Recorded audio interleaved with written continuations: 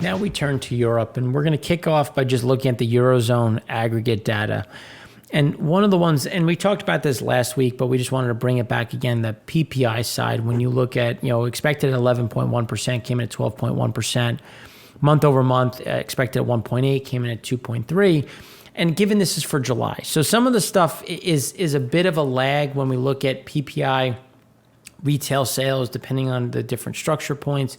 But when we look at just where things sit right now, we want to look at what's going to happen going forward, which is why we look at some of these survey expectations. We look at the exporting market, what are raw material prices doing? Because if you look at Germany, you look at other parts of Europe, that are big manufacturers, especially when you think about cars and aluminum.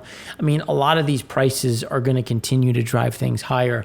So when we look at Eurozone services, as we were saying last week, slight miss was expected at 59.7, came in at 59. Retail sales for July was a slight miss. Those are things that have gotten a bit better in August. So we expect to see, again, some of that strength come through. But then things started to level off a bit in September. Now, they're also supposed to, because if you think about seasonality, there's going to be some of that fixed into it. But one of the ones that we wanted to talk about the most is on the Zew Survey Expectations. So last month in August, it was 42.7, and now in September, it's 31.1. So again, you're moving in the wrong direction, and it's really mixed with the concerns on jobs, the concern on wages, but also that inflation side that continues to kind of peak back up. And if you look at PPI, not just where it was in July, but what it's expected to be is, again, you see a continuous strengthening of that price index, which again is going to lead to more price increases underlying. And then when you look at some of the other benefits, because we talk about wage compression, on the labor shortage side, you should see some increase in wage pressure. And that's why I'm not saying that wage compression is, let me just define what I'm talking about when I'm saying wage compression. My view is that wages won't keep up with inflation. So you'll get an increase, let's just use arbitrary numbers. So you'll get an increase of $1 an hour. But based on inflation, it should be $1.75. So now that means that you've lost that 75 euro, that 0.75 euro that you need to make up the difference. So your buying power has still come down, even though your wages have come up. So these are some of the different kind of backdrops that we're going to see. There's going to be that the wage increase, but there's only so much that can be passed on, especially when you look at PPI and what companies have to try to digest, and they really can't afford a big increase in labor expenses. And then when you look at Euro area household consumption, you can see that, it's getting back to normal, but it's still well off. So you still don't have the consumer coming back in a meaningful way. So again, even though you're getting better demand, you're still not back to where you were pre-COVID. And it's still going to take a lot of time, again, coming back to the comfort of the consumer, where the consumer sits, and what their opportunity is or their ability is to actually spend money. So then when we turn to that price side, the inflation rate continues to trend higher, accelerated to 3% in August, which is above obviously that 2% target that has been laid out.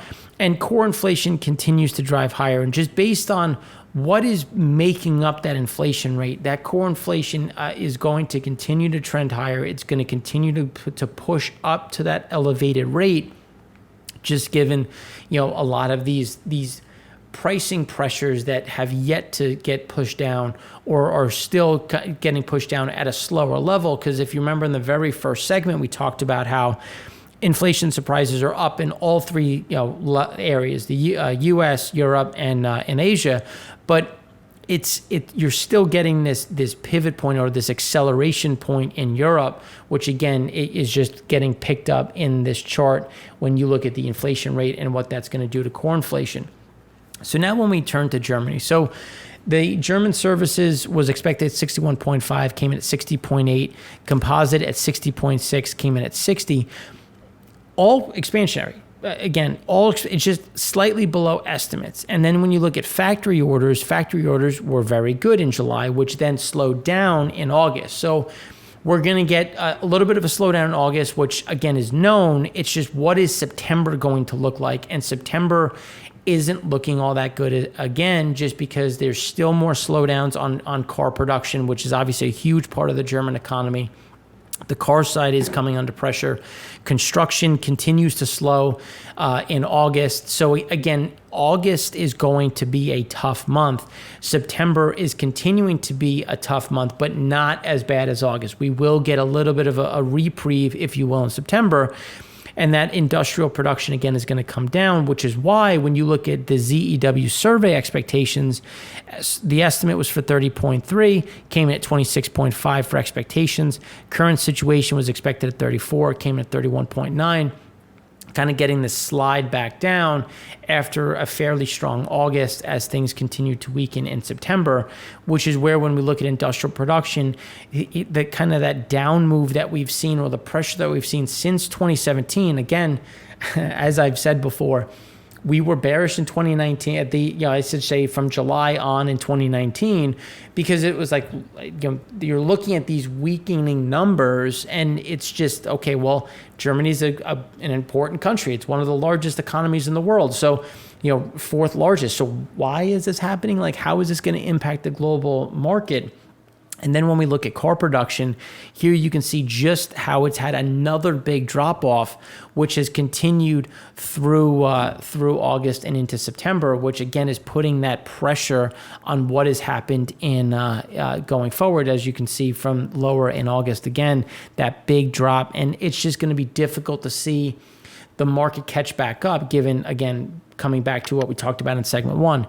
The typhoon, shipping rates, competition for chips and raw materials, aluminum pricing, steel pricing, all of these things, again, are going to limit, because at some point the consumer is going to say, look, your Mercedes, your BMW, your Audi, Volkswagen is just not worth $65,000.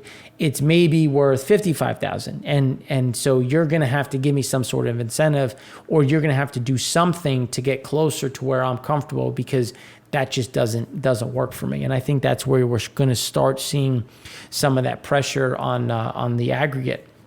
So then when we look at Italy, Italy service PMI was expected at 58.5, came in at 58, but the composite was expected 58.9, came in at 59.1. So things continued to get better in August for the most part. So retail sales, again, were down in July, month over month, but we expect, again, that to pick up in August. And then things have been fairly stable as we've come into August, into September.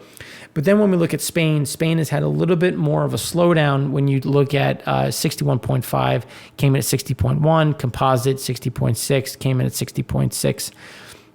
You're again right in line with kind of those expectations, but what makes up their beat is a little bit different. And that's where we have some of that struggle when you look at what does Spain mean for the EU versus what does Germany mean, which is why when you see that German pressure, that's going to be the one that's, again, going to kind of pull down some of these European expansion. And then when we turn to Italy and some of the shifts in terms of furloughed, reduction, payroll, this is when you're looking at some of those different backdrops, some of the things that have continued to hit in general. And again, this is something that has been very similar to, I think, what has happened not only in Europe but in the U.S. When you look at just accommodations in food services, who was furloughed, who saw that reduction in payroll, the vacancies. So you're going to see some of that come back, but you still have some of that pressure. You still have some of those impacts. So there are jobs, which is going to drive for some of that wage increase, but the percentage of that wage increase is going to be disappointing versus where inflation is and where it's headed. So then when we look at France, France has slowed down a bit more than others, with the service PMI expected at 56.4, came in at 56.3, composite at 55.9, came in at 55.9. They've been, essentially hitting estimates, but the estimates have continued to come down a bit. And that's where we see them having a little bit of a tougher time in September versus Italy versus Spain. And that's going to be, I should say more Italy than Spain. Italy's been a little bit different. So if Germany continues to slow, which we're seeing, and then that's going to pull down France a bit, you're going to see the two largest economies in Europe, again, creating some of this drag that we keep talking about. And that's going to be a bigger problem as we go forward. And that's when we start looking at what are the expectations for global GDP growth, because global GDP growth, again, is facing some of these headwinds on the developed side as we come past peak growth. And then what is that going to look like as we head into Q4? And then more importantly, what's going to happen in 2022 when the ECB has already talked about when do we slow down purchases? Should we be slowing them down now? Like you're getting this balking at how much stimulus are we really going to push through. And if Mu becomes a bigger, the Mu COVID strain or another COVID strain becomes a bigger problem, are we really going to use all of our stimulus, all of our expectations now? Shouldn't we leave something in the coffers? Shouldn't we leave something in case this gets worse again, in case we have another issue? Forget about COVID. What about something else? Instead of just spending blindly. And these are things that are starting to come out, which I think Manchin did a very good job of talking about in his article.